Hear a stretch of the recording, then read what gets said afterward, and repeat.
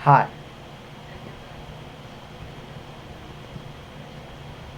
So, so let's start learning about APIs.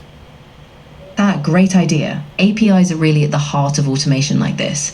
Basically, an API or application programming interface is a way for different software systems to talk to each other. So when you connect and send data, what kind of APIs do you think you'd want to use first in a workflow?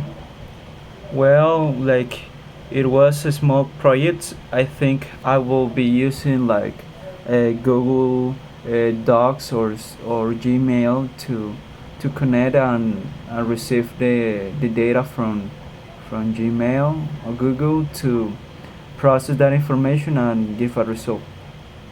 Exactly, that's a great start. Both Gmail and Google Docs have APIs you can call in anything and then pull or push data. Before we jump into that, just to check, do you know what authentication method Google APIs usually use? No, no, I don't know anything about it. Actually, I'm trying to install Docker right now, but I think it doesn't work in some way.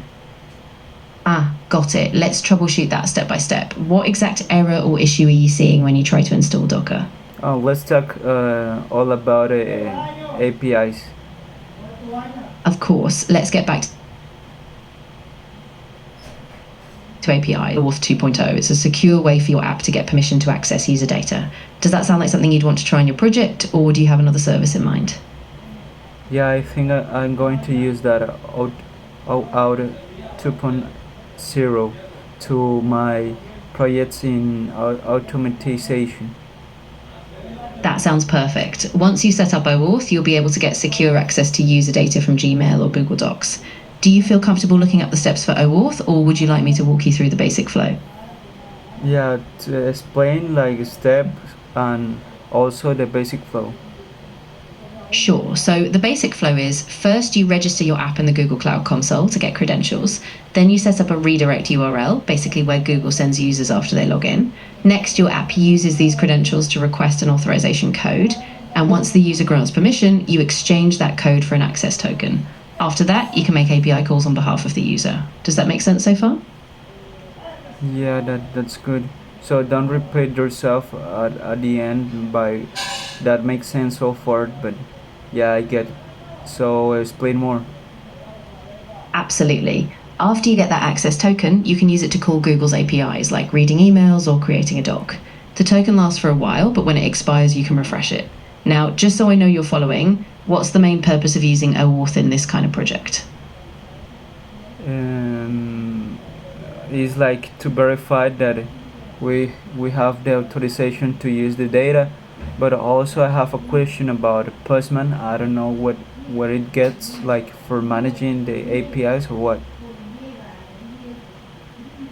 Great question. So typically the API responses and any user data come back to your app and you decide where to store it, often in a database or maybe a file system.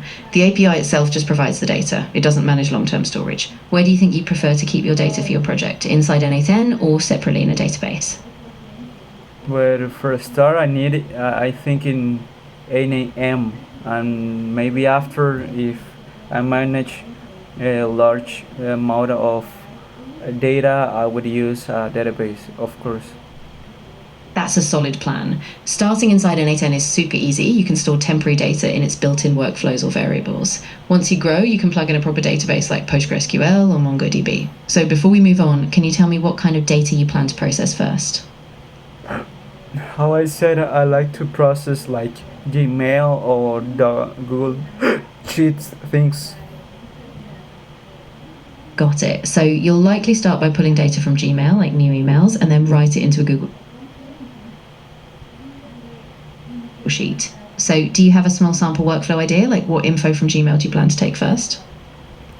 Well, honestly, I don't know, but maybe classified my give a order to my Gmail. I don't know, or take out the spam. I don't know. Maybe that's a good idea. Yeah, that could be really useful. You could set up a workflow that checks your inbox, filters by certain labels or keywords, and then moves those emails into a specific folder or logs them in a sheet. Does that sound like a good Yeah, That's a good start that I should be doing. So, thanks for your advice. Thanks.